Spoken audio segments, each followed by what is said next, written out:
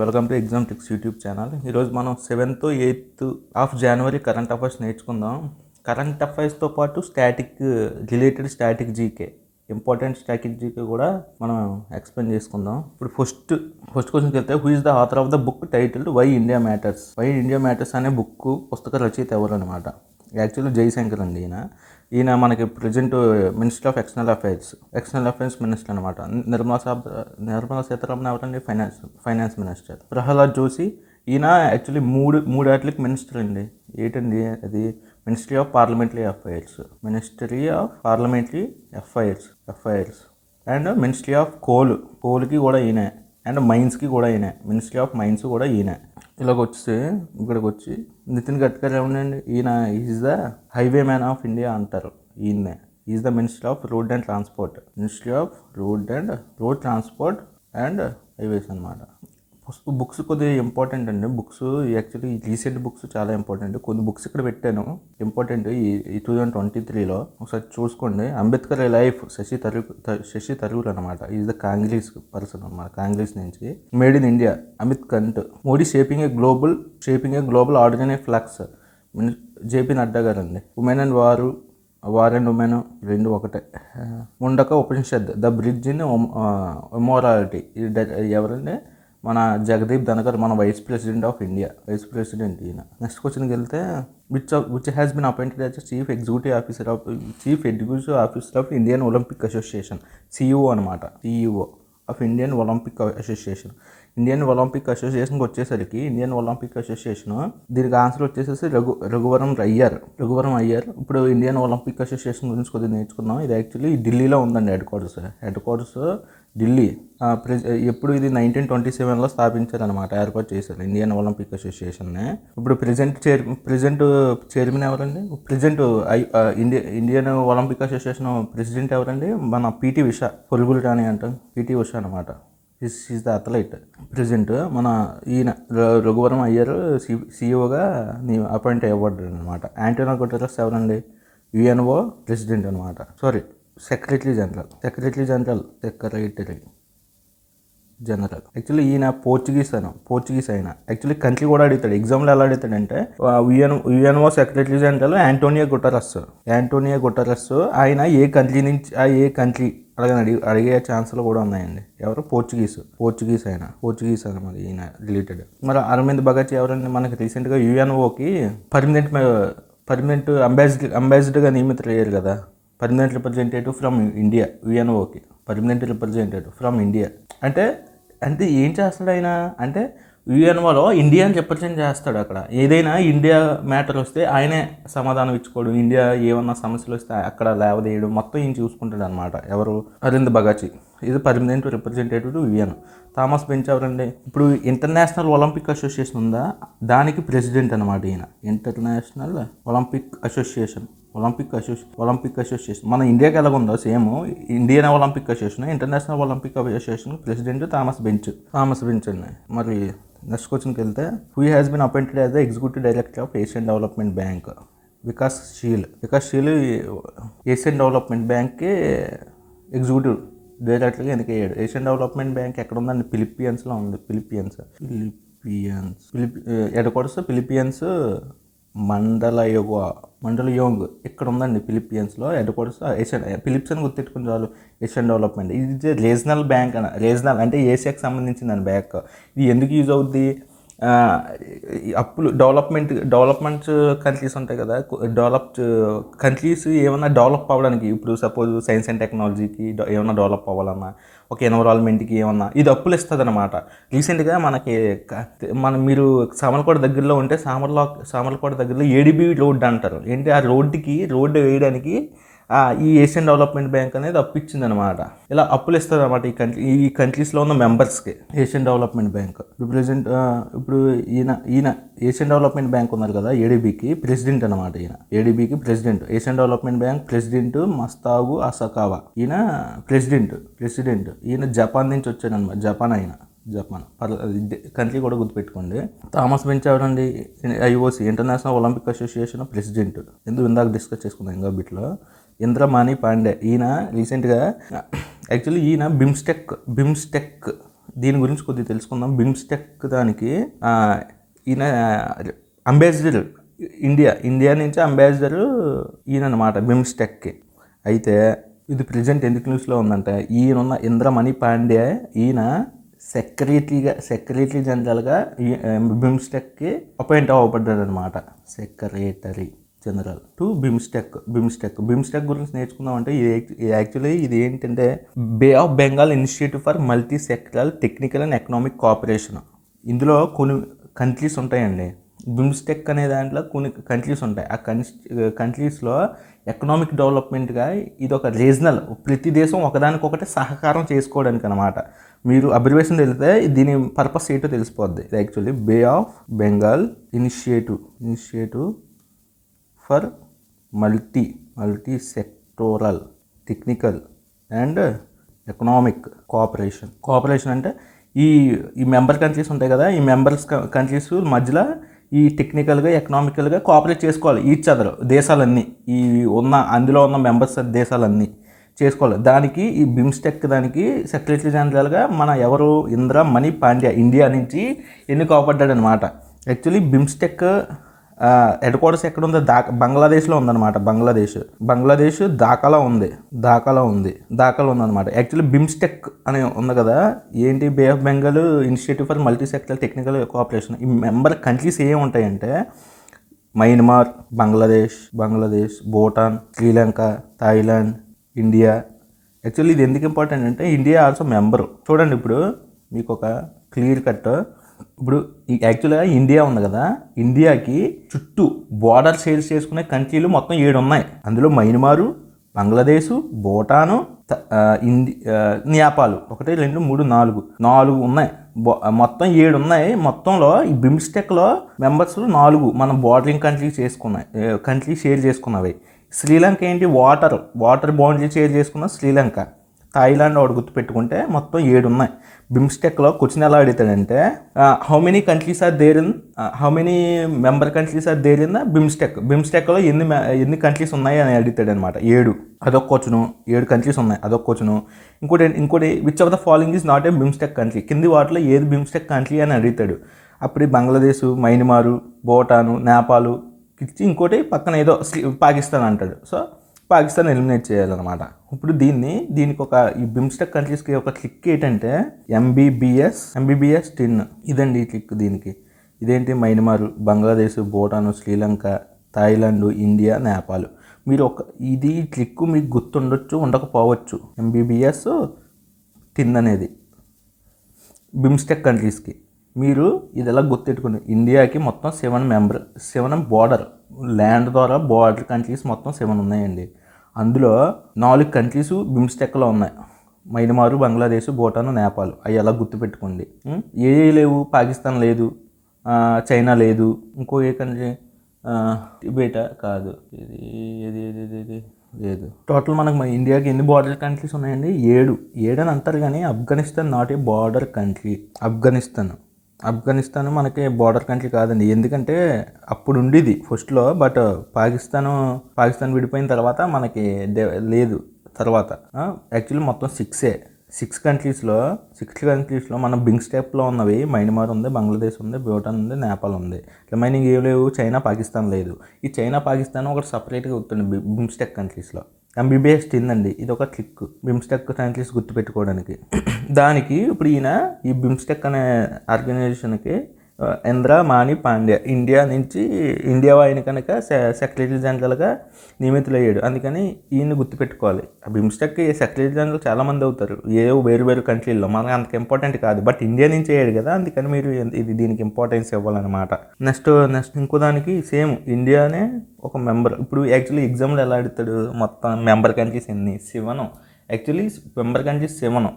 ఇంకోటి ఏంటంటే ఇంకో డౌట్ మనకి ఏమొస్తుంది, ఇండియాకి బార్డర్ ల్యాండ్ షేర్ చేసుకున్న countries 7 or 6. Actually Afghanistan is not a border country. ఒకప్పుడు ఉండేది, ఇప్పుడు లేదు. సో మ్యాక్సిమం ఆప్షన్లో 7, 6 ఇవ్వడు. 6 అన్నా ఇవ్వాలి, లేకపోతే 7 అన్నా ఇవ్వాలి. సో మీరు దాన్ని బట్టి ఆన్సర్ చేయాలన్నమాట. బార్డర్ కంట్రీస్ ఆఫ్ఘనిస్తాన్ కన్సిడర్ చేయలేదంటే 6, చేస్తే 7. ఇంకో మన ఇండియా వేరొక దాంట్లో ఒక ఆర్గనైజేషన్లో ఉందన్నమాట. ఈ సార్క్ ఇది దీని హెడ్ క్వార్టర్స్ ఎక్కడ ఉందంటే కాత్మందు నేపాల్లో ఉందన్నమాట. దీని హెడ్ క్వార్టర్స్ నేపాల్. యాక్చువల్లీ 1985లో స్థాపించబడింది, ఎస్టాబ్లిష్ చేశారు. అది బిమ్స్టెక్ ఎక్కడ ఉందండి? ఢాకా బంగ్లాదేశ్లో ఉంది. ఇది కాత్మందు నేపాల్లో ఉంది. ఇది ఏంటంటే అబ్రివేషన్ చూసుకుందాం, దాన్ని బట్టి అర్థమైపోద్ది. South Asian Association for Regional కోఆపరేషనే. పరస్పరం ఒక దేశానికి ఒకటి కోఆపరేషన్ చేసుకోవడానికి అనమాట. అంటే అన్నిటిలోనే అంటే నువ్వు డెవలప్ అవుతున్నావు, నువ్వు డెవలప్ చేసే విధానం నాకు కూడా చెప్తే నేను కూడా డెవలప్ అవుతాను, అలా అనమాట. అలా చేసుకోవడానికి ఇది కాత్మందు నేపాల్ ఉంది. దీని మెంబర్ కంట్రీస్ సేమ్. దీనికి ఇప్పుడు బిమ్స్టెక్ ఎంబీబీఎస్ తిని కదా, దీనికి ఎంబీబీఎస్ స్పెయిన్ అనమాట. ఎంబీబీఎస్ స్పెయిన్ ఏంటి? మాల్దీవ్స్. ఎం అంటే మాల్దీవ్స్, బి అంటే బంగ్లాదేశ్, బి అంటే భూటాను, సి అంటే శ్రీలంక, పి అంటే పాకిస్తాను, ఏ అంటే ఆఫ్ఘనిస్తాను, ఐ అంటే నేపాల్, ఐ అంటే ఇండియా, ఎన్ అంటే నేపాల్. ఇవి ఇలా గుర్తుపెట్టుకోవాలండి. ఇంకోటి, ఒక కంట్రీకి మీరు కన్ఫ్యూజ్ అవ్వకూడదు. బి అంటే భూటాను, బి అంటే బంగ్లాదేశ్, బి అంటే భూటాను, ఇలా గుర్తుపెట్టుకోవాలి. ఎందుకు అంత ఇంపార్టెంట్ అంటే మన ఇండియా మెంబర్ అనమాట సార్క్ కంట్రీలోనే, బిమ్స్టెక్ కంట్రీలోనే. ఇప్పుడు బిమ్స్టెక్ అండ్ సార్క్ అంటే ఒక అర్థమైంది. ఇందులో ఎన్ని కంట్రీస్ ఉన్నాయండి? మొత్తం 8 కంట్రీస్. క్వశ్చన్ ఎలా కూడా అడగవచ్చు. ఏంటి? సార్క్ హెడ్ క్వార్టర్స్ ఎక్కడ? కాత్మందు, అదొక క్వశ్చన్. ఇంకోటి, ఎన్ని కంట్రీస్ ఉన్నాయని, 8 కంట్రీస్. ఇలా కూడా అడగవచ్చు. బిమ్స్టెక్ గురించి, దీని గురించి. ఏషియన్ డెవలప్మెంట్ బ్యాంక్ మనకి హెడ్ క్వార్టర్స్ మనీలాలో ఉంది. అదే ఫిలిపియన్స్ మాండోయోంగ్లో ఉందన్నమాట. ఫిలిపియన్స్లో ఉంది. ఇది ఒకటి గుర్తుపెట్టుకోండి. నెక్స్ట్ క్వశ్చన్కి వెళ్దాం. Which experimental learning program has been launched by the ministry of education to develop leadership qualities in students? Prerana అండి. ఇటువంటి చాలా ఇంపార్టెంట్. విద్యార్థుల్లో నాయకత్వ లక్షణాలను పెంపొందించేందుకు విద్యా శాఖ మంత్రి ఏ ప్రయోగాత్మక అభ్యాస కార్యక్రమాన్ని ప్రారంభించారు? ప్రేరణ. ఇటువంటి చాలా ఇంపార్టెంట్, అవి పడుతూ ఉంటాయి. ఎందుకంటే ఇది యాక్చువల్లీ మన స్టూడెంట్స్లో లీడర్షిప్ క్వాలిటీస్ని బయటికి తేయడానికి అనమాట. To empower the students with leadership qualities పెంపొందించడానికి ఇది ఒక ప్రోగ్రామ్ అనే దాన్ని స్టార్ట్ చేశారనమాట. దీనికి ఎవరండి? యాక్చువల్లీ 20 స్టూడెంట్స్ని సెలెక్ట్ చేసుకుంటారు. అందులో 10 బాయ్స్, 10 మంది గర్ల్స్. దీనికి ఎక్కడి నుంచి సెలెక్ట్ చేసుకుంటారు? ఇష్టం వచ్చినట్టు కాదు. క్లాస్ 9 to 12, 10వ తరగతి నుంచి intermediate to first year, second year, వీళ్ళు సెలెక్ట్ చేసుకుంటారు అనమాట. ఎక్కడ ఈ ప్రోగ్రామ్ ఎక్కడ ఉందంటే గుజరాత్. ఎంత అవసరం లేదు, జస్ట్ మీకు ఒక ఐడియా కోసం అనే. కానీ ఒక పిల్లల్లో లీడర్షిప్ క్వాలిటీస్ని పెంపొందించడానికి ప్రేరణ అనే కార్యక్రమం స్టార్ట్ చేశారు. 20 మంది స్టూడెంట్స్ అనమాట. అది గుర్తుపెట్టుకుంటే చాలు. ఇంకొకటి పాలిటీ పరంగా ఒకటే ఇంపార్టెంట్ అండి దీనికి సంబంధించి. స్టూడెంట్స్ ఎడ్యుకేషన్ సంబంధించి కంపల్సరీ ఎడ్యుకేషన్ ఎక్కడుంది? ఆర్టికల్ 21A పిల్లల యొక్క ఎడ్యుకేషన్ సంబంధించి ఉందండి. ఎంతంటే compulsory education for age group 6 years నుంచి 14 years మధ్య పిల్లలకి కంపల్సరీ ఎడ్యుకేషన్ అనేది, కంపల్సరీ చదువు అనేది. అది ఈ ఆర్టికల్లో 21A అది చెప్తుంది అనమాట. 21A అన్నప్పుడే మీకు అర్థమైపోవాలి ఏంటి. యాక్చువల్లీ ఆర్టికల్ 21 బట్ 21A అని ఎప్పుడైనా ఇచ్చాడంటే అది మధ్యలో ఎప్పుడో యాడ్ చేసినట్టు. ఫస్ట్ యాక్చువల్ కాన్స్టిట్యూషన్లో కాదు ఇది. ఎందుకంటే 21A అని ఉంది కదా, యాక్చువల్ కాన్స్టిట్యూషన్లో కాదు, మధ్యలో ఎప్పుడూ యాడ్ చేశారు. ఎప్పుడు 86th అమెండ్మెంట్ 2002లో యాడ్ చేశాడు అనమాట. ఇక్కడ క్వశ్చన్ ఎలా అడుగుతాడు? ప్రేరణ ఈ పిల్లల్లో ఉన్న లీడర్షిప్ క్వాలిటీస్ని బయట తీయడానికి ఈయన ప్రేరణ అనే ప్రోగ్రామ్ని స్టార్ట్ చేశారు. ఎవరు స్టార్ట్ చేశారు? అది కూడా అలా కూడా అడగచ్చు. ఎవరు? మనకి ప్రేరణ అనే ప్రోగ్రామ్ని ఎవరు లాంచ్ చేశారు? Ministry of education. ఎవరండి మనకు ప్రెజెంట్ మినిస్టర్ ఆఫ్ ఎడ్యుకేషన్కి? ధర్మేంద్ర ప్రధాన్, ఈయన అనమాట. ప్రేరణ అనే దానికి చేశాడు. ఎవరెవరు ఏ స్టూడెంట్స్? ఓన్లీ క్లాస్ 9 to 12 అనమాట. 10 మంది బాయ్స్, 10 మంది గర్ల్స్. ఆర్టికల్ 21A దేని గురించి చెప్తుంది? Compulsory education for 6 to 14 years age ఉన్న పిల్లలందరికీ కంపల్సరీ ఎడ్యుకేషన్ అంటున్నారు. కిందన్న దీని గురించి చెప్తే ఇది ఏంటండి? Solar plates. సోలార్ ప్లేట్స్కి సంబంధించి సోలార్ ఎనర్జీ ప్రొడక్షన్ సంబంధించిన అన్నమాట కుసుమ్ అనేది. ఇది లేదు, సోలార్ ఎనర్జీకి సంబంధించి. సమిత్వ అనేది ఇది ఏంటంటే ఇది ఒక భూమి యొక్క సర్వే అన్నమాట. Survey of land in rural area. ఒక ఈ రూరల్ ఏరియాలోని భూమిని యొక్క సర్వే చేయడానికి ఈ స్కీమ్ని లాంచ్ చేశారనమాట. దేంట్లోని టెక్నాలజీ యూజ్ చేసుకొని, డ్రోన్ టెక్నాలజీ, ఒక ఇది ఉంటుంది డ్రోన్ టెక్నాలజీ యూజ్ చేసుకొని భూమిని సర్వే చేస్తారనమాట సమిత్వ అనే స్కీమ్ ద్వారా. ఇది ప్రజెంట్ కొన్ని 9 స్టేట్స్లో పైలట్ ప్రాజెక్ట్గా లాంచ్ చేశారు ఈ సమిత్వ అనే స్కీమ్ని. ఇది ఎందుకండి, సమిత్వ అనే స్కీమ్ ఈజ్ రిలేటెడ్ టు ఏంటని అడుగుతాడు. దానికి మనము ఆన్సర్లో సర్వే ఆఫ్ ల్యాండ్ అదే భూమిని సర్వే కొలత చేయడానికి అది ఏంటి, టెక్నాలజీని యూజ్ చేసుకొని ఈ స్కీమ్ దాని రిలేటెడ్ అండి. ఇది లాంచ్ చేసింది ఎవరు, మినిస్ట్రీ ఆఫ్ పంచాయతీ వాళ్ళు మినిస్ట్రీ ఆఫ్ పంచాయతీ వాళ్ళు లాంచ్ చేశారు అనమాట సమిత్వాన్ని.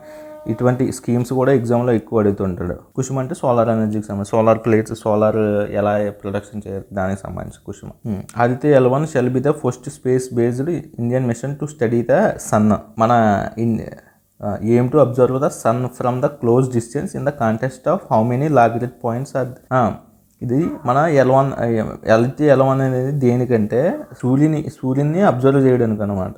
ఏంటి అది చేయడానికి మనం లాంచ్ చేసాం ఇండియాలో ఫస్ట్ ఇటువంటిది. సూర్యునికి సంబంధించి లాంచ్ చేసిన ఫస్ట్ శాటిలైట్ ఇది ఆదిత్య L1. అది ఎక్కడ లాగ్రేజ్ పాయింట్ 1లో దాన్ని పెట్టి మనం సూర్యుని అబ్జర్వ్ చేస్తున్నాం. సూర్యుని అది మొత్తం ఎన్ని లాగ్రేజ్ పాయింట్లు ఉన్నాయి అని అడుగుతున్నాడు. సన్నకి ఎర్త్కి మధ్య మొత్తం 5 ఉన్నాయండి. ఇంకో దీనికి వస్తే లాగ్రేజ్ పాయింట్స్ అంటే ఇవి ఎలా ఉంటాయి, L1, L2, L3 ఇవి అనమాట. యాక్చువల్లీ మనం ఇక్కడ పెడుతున్నాం, మన శాటిలైట్ని తీసుకొచ్చి ఇక్కడ పెడుతున్నాం L1 దగ్గర ఇక్కడ పెడుతున్నాం. ఇది దీనికి మధ్య సూర్యునికి ఎర్త్కి మొత్తం సూర్యుడికి సన్నకి ఎర్త్ మధ్య డిస్టెన్స్ 149 to 150 మిలియన్ కిలోమీటర్స్ అనమాట. Million kilometres. ఇది కూడా గుర్తుపెట్టుకోండి. ఇది ఎప్పుడు వస్తుంది, యాక్చువల్లీ యావరేజ్గా 149 to 150 మిలియన్ కిలోమీటర్స్ అనమాట. ఇప్పుడు మన శాటిలైట్ని తీసుకెళ్ళి లాగ్రేజ్ పాయింట్ 1 దగ్గర పెడుతున్నాం. ఈ సూర్యుడికి దీనికి మధ్య 1.5 మిలియన్స్ అనమాట డిస్టెన్స్, కిలోమీటర్స్ 1.5. యాక్చువల్లీ మనకి సూర్యుడికి మధ్య ఎర్త్ అనుకోండి, ఇక్కడ ఇది ఎర్త్ అనుకోండి, దీనికి మధ్య 150 మిలియన్ కిలోమీటర్స్ యావరేజ్గా. దాన్ని ఇక్కడ నుంచి తీసుకెళ్ళి ఇక్కడ 1.5 మిలియన్ కిలోమీటర్స్లో పెడుతున్నాం. ఇక్కడ ఈ శాటిలైట్ L1 దగ్గర పెడుతున్నాం. మొత్తం లాగ్రేజ్ పాయింట్లు మనకు 5 ఉన్నాయి. మనం ఫస్ట్ లాగ్రేజ్ పాయింట్ దగ్గర పెడుతున్నాం. మీకు లాగ్రేజ్ పాయింట్ల గురించి చెప్పాలంటే ఇది ఉందండి.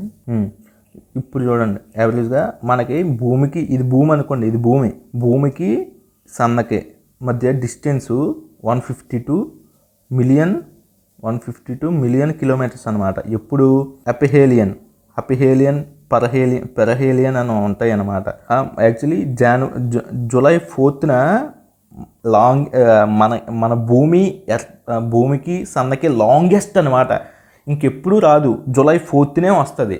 జూలై 4న ఎక్కువ దూరం. అదే సన్నకి ఎర్త్కి కొద్దిగా దగ్గరలో వచ్చింది అయితే మన ఇలా సూర్యుడు చుట్టూ మన భూమి ఇలా తిరుగుతుంటుంది కదా, ఇలా తిరుగుతున్నప్పుడు లాంగెస్ట్ డిస్టెన్స్ అనేది అపహేలి అని అంటారు. జూలై 4న వస్తుంది. షార్టెస్ట్ డిస్టెన్స్ అనేది జనవరి 3న వస్తుంది. దాన్ని పెరహేలి అని అంటారు. అప్పుడు దూరంగా ఉన్నప్పుడు 152 మ్యాక్సిమం డిస్టెన్స్ అనమాట. ఇది మినిమం డిస్టెన్స్ 147 ఎప్పుడు వచ్చింది, పెరహేలియన్ ఎప్పుడు జనవరి 3న. అపహేలియన్ జూలై 4న వస్తుంది అనమాట, 152 మిలియన్ కిలోమీటర్స్. ఇది ఎగ్జాంపుల్ అడుగుతున్నాడు. ఏంటి పెరహేలియన్ అంటే ఏంటి, సూర్యుడికి భూమికి మధ్య షార్టెస్ట్ డిస్టెన్స్, అది తక్కువ దూరం అనమాట. ఎంత, 147 మిలియన్ కిలోమీటర్స్. అదే అపహేలియన్ అంటే ఎక్కువ దూరం, మ్యాక్సిమం డిస్టెన్స్ ఎప్పుడు 152 మిలియన్ కిలోమీటర్స్ అనమాట. అది ఎప్పుడు జూలై 4న వస్తుంది అనమాట. పెరహేలియన్ గ్రహాల కక్షల సూర్యుని అతి దగ్గర బిందువు అనమాట. పెరహేలియన్ అంటే ఇది గ్రహాలకి సూర్యునికి అతి దగ్గర బిందువు, దగ్గర అనమాట. ఇంకా అదే దగ్గర, ఇదైతే దూరం. ఇంకో ఏంటి, ఈక్వినెసెస్ మార్చిన ఈక్వల్ డే, పగలు రాత్రి ఒకటే ఉంటుంది. ఇది కూడా ఈక్వల్ డే. చూడండి, దీనికి మార్చి 20 సెప్టెంబర్ 22 ఈక్వల్ డేస్ వస్తాయి. పగలు రాత్రి ఒకటే ఒకలాగా ఉంటుంది అనమాట. సేమ్ అది 12 గంటలు ఉంటే ఇది 12 గంటలు. ఎలా అడుగుతాడంటే ఎగ్జామ్లో మా ఈక్వినాక్స్ అనేది ఎప్పుడు వస్తుంది అన్నమాట. ఈక్వినాక్స్ ఇదేంటి, ఇది మొత్తం మన గ్లోబ్ అనుకోండి. ఇది నార్త్, ఇది సౌత్. మనం ఎక్కడ ఉన్నాం, మనం నార్త్లో ఉన్నాం. మన ఇండియా నార్త్లో ఉంది. ఇది గ్లోబ్లో. మనకే ఈక్వినాక్స్ ఎప్పుడు వస్తుంది అంటే మార్చి 20 వస్తుంది. మార్చి 20. అదే సౌత్ అంటే ఆఫ్రికా వాళ్ళకి ఈక్వినాక్స్ ఎప్పుడు వస్తుంది, సెప్టెంబర్ 22 వస్తుంది. ఇది జూన్ సోలస్టిక్స్ అంటే ఏంటంటే లాంగెస్ట్ డే అనమాట. డే ఎక్కువ ఉంటుంది, పగలు తక్కువ ఉంటుంది. అదే జూన్ సోలస్టిక్స్ అంటారు అనమాట. అది నార్త్ సోలస్టిక్స్ అనేది ఎప్పుడు వస్తుంది, జూన్ 21. జూన్ 21కి మనకు ఒక ప్రత్యేకత ఉంటుంది. ఏంటనుకున్నాం, యోగా డే ఎందుకు పెడతామంటే ఇదే లాంగెస్ట్ డే ఉంటుంది. అది ఒక వన్ ఆఫ్ ది రీజన్ అనమాట. జూన్ 21న యోగా పెట్టడానికి. ఇది ఈజ్ ద లాంగెస్ట్ డే. మన ఎక్కడ నార్త్ సైడ్ ఉత్తరం వైపు. అదే దక్షిణం వైపు సౌత్ సైడ్ అయితే అంటే ఆఫ్రికన్ కంట్రీస్ సౌత్లో ఉంటాయి కదా, సౌత్ ఉన్న కాంటినెంట్స్కి అయితే డిసెంబర్ 21 అది అక్కడ సౌత్లో లాంగెస్ట్ డే. అంటే మీ అర్థమైంది అనుకుంటాను మీకు. ఇది ఎలా అంటే మనకు భూమి అనేది సూర్యుడికి దగ్గర ఎప్పుడు వస్తుంది, జనవరి 3 వస్తుంది. దాన్నే పెరిహేలియన్ అంటారు.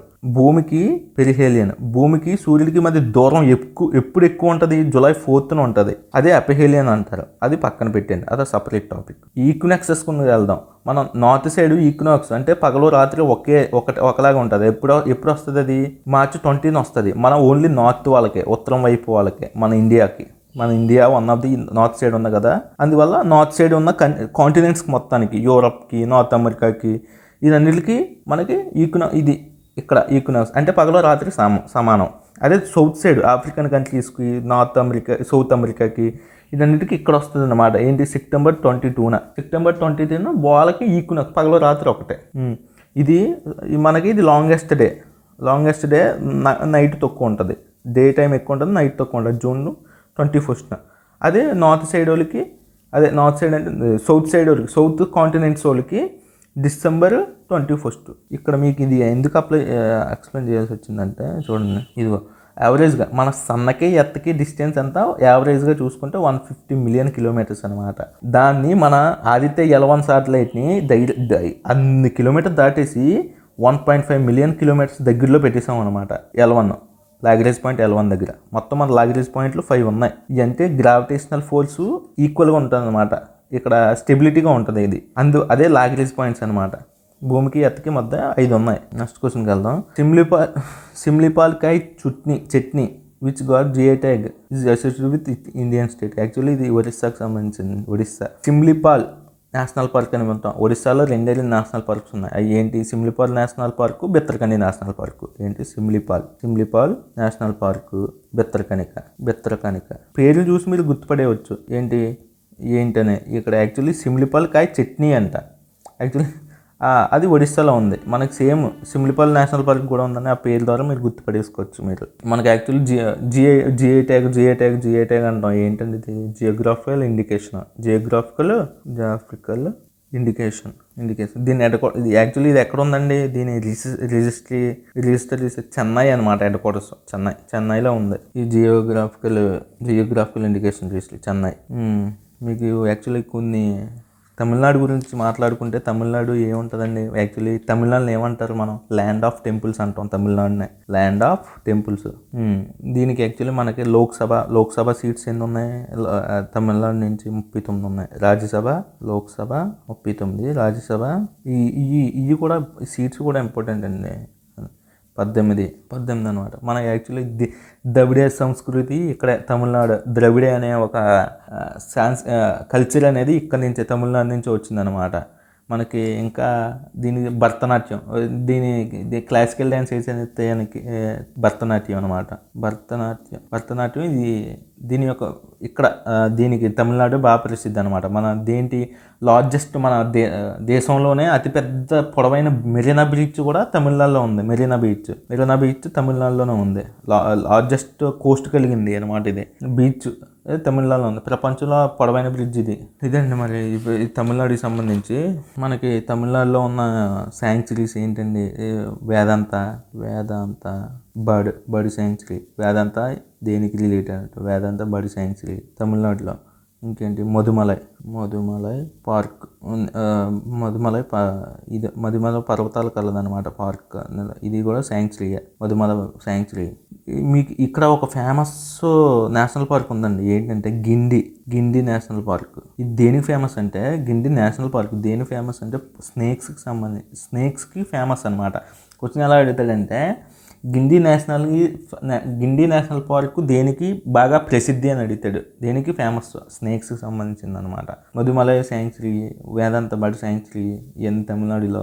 Bharatanatyam state classical dance. Lok Sabha మొత్తం 39 ఉన్నాయి, రాజ్యసభ 18.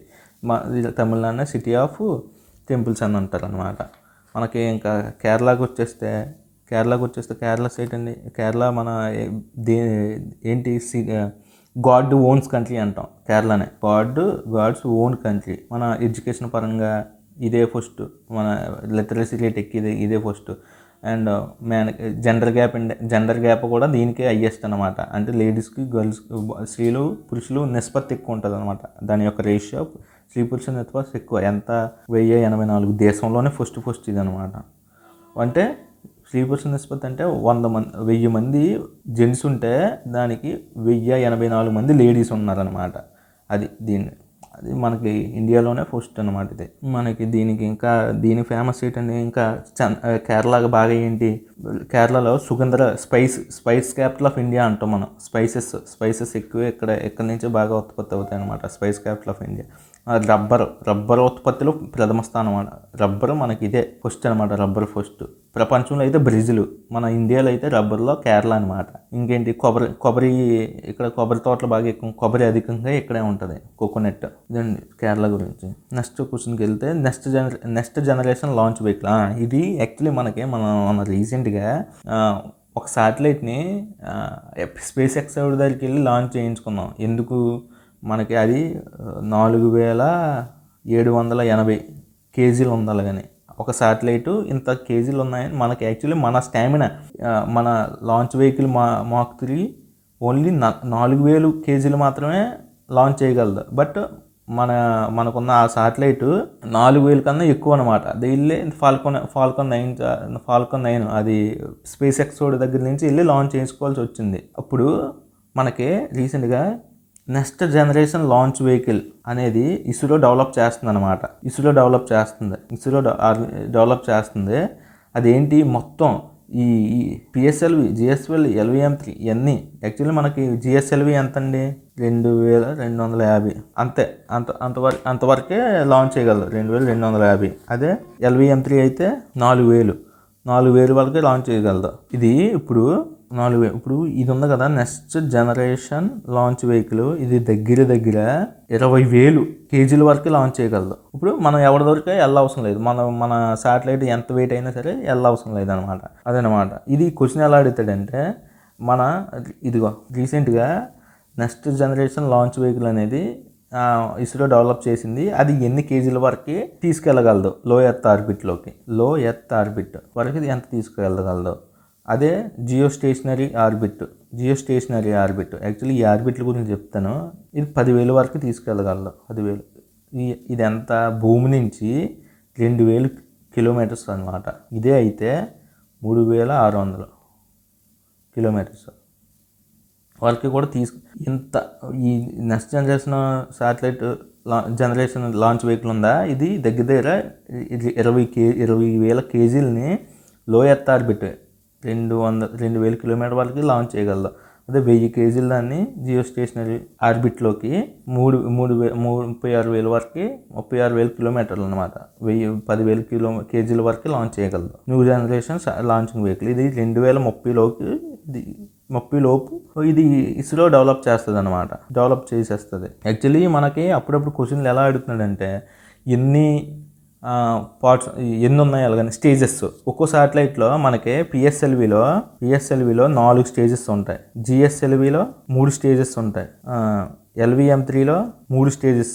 సేమ్ ఇది next generation satellite launching vehicle ఇది ఉంది కదా, దీంట్లోనే కూడా 3 స్టేజెస్ ఉన్నాయి. స్టేజెస్ అంటే ఏంటి అలాగని ఒక డౌట్ వస్తుంది. చూసారు ఇక్కడ ఈ బూస్టర్స్ శాటిలైట్ కట్టి ఇటు ఉన్నాయా, ఇవి ఏంటంటే స్టేజ్ 1 అనమాట. వీటిలో ఫ్యూల్ ఉంటుంది. మనం పైకి తీసుకెళ్ళేటప్పుడు ఫస్ట్ ఇవి విడిపోతాయి, ఇవి విడిపోయి కింద పడిపోతాయి. తర్వాత ఇదిగో ఇది ఉందా, ఇది స్టేజ్ 2, ఇక స్టేజ్ 2 అందులో ఫ్యూల్స్ ఉంటాయి. ఇది తర్వాత విడిపోద్ది. ఇది ఒకటి పోతే పైకి వెళ్తుంది. తర్వాత ఈ స్టేజ్ 3 ఉందా, క్రయోజోనిక్ ఫ్యూల్ ఉంటుంది అనమాట. ఇది ఏంటి, LVM3 జిఎస్ఎల్వి ఇది అనమాట. ఇది స్టేజ్ 3లో క్రయోజోనిక్ ఫ్యూల్ వాడతారు. ఇది స్టేజ్ 3. ఇదేంటి, పైకి వెళ్ళి ఇది కూడా పడిపోద్ది. మొత్తం ఇదే ఓన్లీ స్పేస్లోకి వెళ్ళి ఇది ఒకటే. ఇందులో ఏంటి, మనకు కావాల్సిన శాటిలైట్ ఇందులో పెట్టుకుంటాం. ఇది మొత్తం వెహికల్ కదా, వెహికల్లో ఫస్ట్ ఇవి పడిపోతాయి స్టేజ్ 1, తర్వాత ఇది పడుతుంది ఈ ఫ్యూల్, తర్వాత ఇది పడిపోద్ది స్టేజ్ 3లో. ఓన్లీ మనం పర్టికులర్ ప్లేస్కి స్పేస్లోకి తీసుకెళ్ళి ఈ పేలోడ్ అనమాట, మనకు కావాల్సిన శాటిలైట్ ఇందులోనే పెట్టుతాం, ఈ పార్ట్లోనే. అప్పుడు అది స్పేస్లో తీసుకెళ్ళి ఈ మిగతా అందులో వదిలేస్తుంది అనమాట. అది స్టేజెస్ అంటే. ఎన్ని స్టేజ్లు ఉన్నాయని అడుగుతుంటున్నాడు ఈ మధ్య, ఎక్కువ అడుగుతున్నాడు. నెక్స్ట్ క్వశ్చన్కి వెళ్తే, researchers from the prestigious Indian Institute of Madras and Mandi have achieved the, ఎలా అడుగుతాడండి క్వశ్చన్, ఇండియన్ ఇన్స్టిట్యూట్ ఐఐటీలు విచ్ ఐఐటి ఈ యాంటీ క్యాన్సర్ డ్రగ్ని డెవలప్ చేసిందని అడుగుతాడు అనమాట. ఏంటి, ఐఐటి మద్రాస్, ఐఐటి మండి, ఈ రెండు డెవలప్ చేసినాయి అనమాట. ఐఐటి మద్రాస్ ప్లస్ ఐఐటి మండి. ఐఐటి మండి ఎక్కడ ఉందండి, హిమాచల్ ప్రదేశ్లో ఉంది, హెచ్పిలో, హిమాచల్ ప్రదేశ్. ఈ రెండు కలిపి యాంటీ క్యాన్సర్ డ్రగ్ని కంఫర్టోసిన్ అనే దాన్ని డెవలప్ చేసినాయి అనమాట. యాక్చువల్లీ మన రీసెంట్గా ఐఐటి మద్రాస్ అనేవి న్యూస్లో ఉంది. ఐఐటి మద్రాస్ అనేది న్యూస్లో ఏంటి, first IIT to open it's branch in other country, ఇదనమాట మద్రాసు. ఎక్కడ, టాంజానియా అనే కంట్రీలో ఓపెన్ చేసింది అనమాట. ఐఐటి మన ఓన్లీ దేశంలో ఉంటాయి, బట్ పక్క దేశానికి వెళ్ళి ఓపెన్ చేసింది ఐఐటి మద్రాసు. ఐఐటి మండి హిమాచల్ ప్రదేశ్ ఉంది. ఈ రెండు కలిపి యాంటీ క్యాన్సర్ డ్రగ్ కంఫర్టోసిన్ అనే దాన్ని లాంచ్ చేసింది అనమాట, డెవలప్ చేసాయి. అలా అడుగుతాడు. స్వమిత్వ అలాగని మీ కింద ఎక్స్ప్లెయిన్ చేశాను. ఏంటి, ల్యాండ్ సర్వే ఉంది కదా, ల్యాండ్ సర్వే చేసి రైతులకి ఒక కార్డుని ఇస్తుంది అనమాట.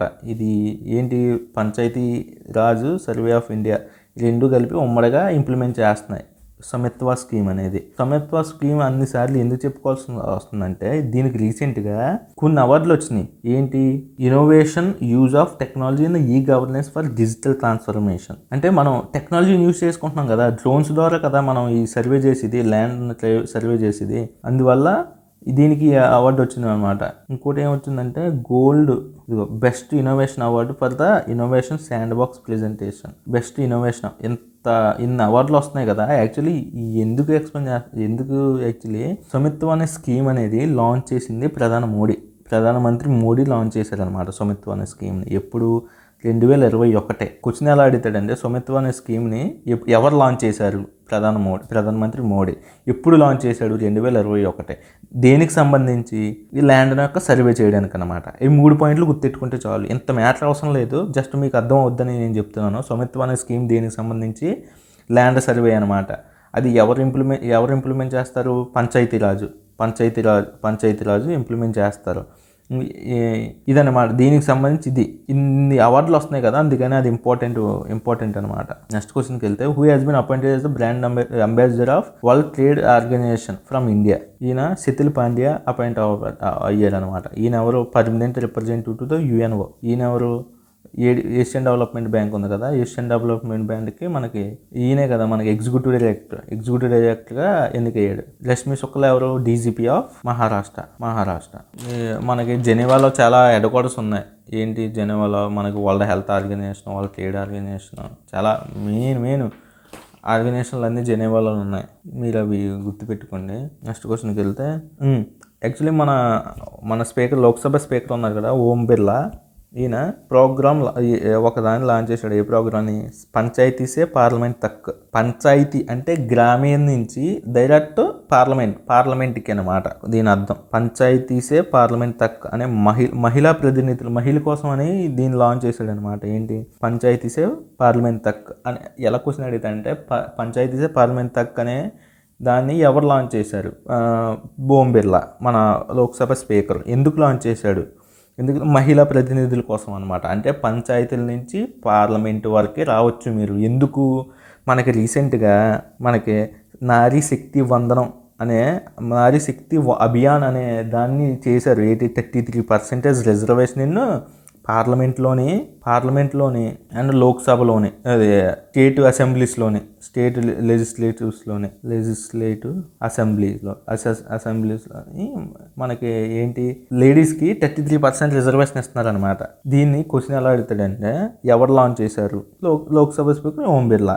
ఎందుకు లాంచ్ చేశాడంటే ఈ లేడీస్ని ఈ ఇక్కడ 33% రిజర్వేషన్ ఇచ్చాడు కదా దానికి. ఇంకోటి ఏం అడుగుతాడంటే దీని యొక్క టైం ఎంత, ఎన్ని ఇయర్స్ ఇది ఉంటుంది. ఇప్పుడు యాక్చువల్లీ 15 ఇయర్స్ అమలు వచ్చిన దగ్గర నుంచి 15 ఇయర్స్ వరకే దీని యొక్క ప్రభావం ఉంటుంది. తర్వాత నుంచి మళ్ళీ దీన్ని పొడిగించవచ్చు, లేకపోతే అక్కడతో ఆపేయవచ్చు అనమాట. 15 ఇయర్సే. ఏడిది ఈ రిజర్వేషన్ అనేది 33% రిజర్వేషన్ అనేది ఓన్లీ 15 ఇయర్స్కే. తర్వాత మళ్ళీ పొడిగించకపోవచ్చు. రీసెంట్లీ మనకి ఇది క్వశ్చన్ ఏంటంటే, లాకోవా బొర్గాచోపురి వైల్డ్ లైఫ్ శాంక్చురీ అనేది అస్సాంలో ఉంది. క్వశ్చన్ అదే, కాకపోతే ఎందుకు న్యూస్లో ఉందనే దాన్ని ఎక్స్ప్లెయిన్ చేయాలి ముందు, అందుకే మీకు గుర్తుంటుందని. ఇలాగా రైనోస్ అనేవి అక్కడి నుంచి దగ్గర 40 సంవత్సరాల నుంచి అక్కడ కనిపించట్లేదు, అసలు లేవు. ఎందువల్ల? పోచింగ్ అనమాట. అంటే వేటాడి చంపేయడం, దాన్ని అమ్మేసుకోవడం, అలా చేయడం వల్ల దగ్గర ఒక 40 సంవత్సరాలలో అంతరించిపోయాయి, అక్కడ లేవు. తర్వాత రీసెంట్గా అవి 2 రైనోస్ ఇవి ఇక్కడ లాకోవా బొర్గాచోపురి అనే వైల్డ్ లైఫ్ శాంక్చురీకి వచ్చాయి అనమాట. అది న్యూస్లో ఉంది. ఇది ఎలా అడుగుతాడు, లాకోవా బొర్గాచోపురి వైల్డ్ లైఫ్ శాంక్చురీ ఏ రాష్ట్రంలో లొకేట్ అయ్యి ఉంది? అస్సాం. అది మీరు గుర్తించుకోవచ్చింది. ఇప్పుడు అస్సాం గురించి మాట్లాడుకుంటే ఏంటి, ఇక్కడ రైనోస్ వన్ హార్న్ రైనోస్ బాగా ఫేమస్ అనమాట. 2 రైనోస్ హ్యావ్ బీన్ స్పాటెడ్ అని. ఇదేంటి ఈ లక్చోవా బొర్గాచోపురి ఉందా వైల్డ్ లైఫ్ శాంక్చురీ, ఇది ఏంటి అనుకున్నారు? కజిరంగా నేషనల్ పార్క్ అని వినే ఉంటారు, అది అస్సాంలో ఉంటుంది. కజిరంగా నేషనల్ పార్క్లో ఒక పార్ట్ అనమాట, ఒక పార్ట్. క్వశ్చన్ ఇలా అడగవచ్చు, కజిరంగా నేషనల్ పార్క్ ఎక్కడ ఉంది? అస్సాంలో ఉంది. ఇది లాకోవా బొర్గాచోపురి వైల్డ్ లైఫ్ శాంక్చురీ ఎక్కడ ఉంది? అస్సాంలో ఉంది.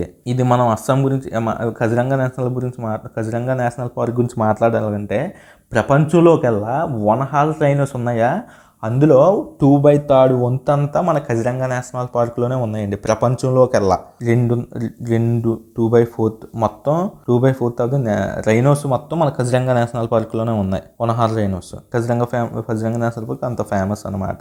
అందులో ఒక పార్టే ఇది వైల్డ్ లైఫ్ శాంక్చురీ. పేర్లు గుర్తెట్టుకుని అస్సాం దేనికి సంబంధించిన ఇది రైనోస్. మనకి అస్సాం గురించి మాట్లాడుకుంటే ఏంటి, అస్సాంలో ఏమున్నాయి? Dibru Saikhowa national park, Kaziranga national park, ఎంత చెప్పాను కదా, Manas national park. Kaziranga national park ఏంటండి, యాక్చువల్లీ ఇవి వరల్డ్ హెరిటేజ్ సైట్స్ అనమాట. కజిరంగా నేషనల్ పార్కును మానస్ నేషనల్ పార్కును. ఇది ఇంకేంటి మనకి ఇందులో అస్సాంలో ఉన్నాయి, Nameri national park, Manas national park, Orang national park, Patkai national park.